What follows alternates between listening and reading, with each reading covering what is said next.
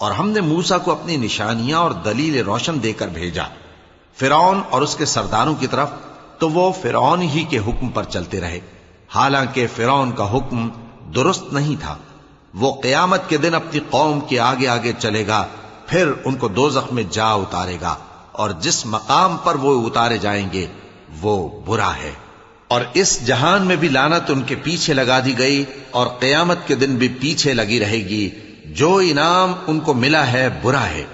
یہ پرانی بستیوں کے تھوڑے سے حالات ہیں جو ہم تم سے بیان کرتے ہیں، ان میں سے بعض تو باقی ہیں اور بعض تہس نہس ہو گئیں۔ اور ہم نے ان لوگوں پر ظلم نہیں کیا بلکہ انہوں نے خود اپنے اوپر ظلم کیا۔ غرض جب تمہارے پروردگار کا حکم آ پہنچا تو جن معبودوں کو وہ اللہ کے سوا پکارا کرتے تھے وہ ان کے کچھ بھی کام نہ آئے، اور بربادی کے سوا انہیں اور کچھ نہ دے سکے۔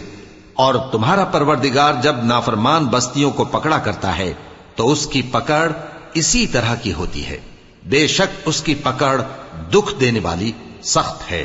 ان قصوں میں اس شخص کے لیے جو عذاب آخرت سے ڈرے عبرت ہے۔ یہ وہ دن ہوگا جس میں سب اکٹھے کیے جائیں گے، اور یہی وہ دن ہوگا جس میں سب اللہ کے روبرو حاضر کیے جائیں گے، اور ہم اس کے لانے میں ایک وقت معین تک تاخیر کر رہے ہیں۔ جس روز وہ آ جائے گا تو کوئی شخص اللہ کے حکم کے بغیر بول بھی نہیں سکے گا۔ پھر ان میں سے کچھ بدبخت ہوں گے اور کچھ نیک بخت۔ تو جو بدبخت ہوں گے وہ دوزخ میں ڈال دیے جائیں گے، اس میں ان کو چلانا اور دھاڑنا ہوگا۔ جب تک آسمان و زمین ہیں وہ اسی میں رہیں گے مگر جتنا تمہارا پروردگار چاہے، بے شک تمہارا پروردگار جو چاہتا ہے کر دیتا ہے۔ اور جو نیک بخت ہوں گے وہ بہشت میں داخل کیے جائیں گے، اور جب تک آسمان اور زمین ہیں ہمیشہ اسی میں رہیں گے مگر جتنا تمہارا پروردگار چاہے۔ یہ اللہ کی بخشش ہے جو کبھی منقطع نہیں ہوگی۔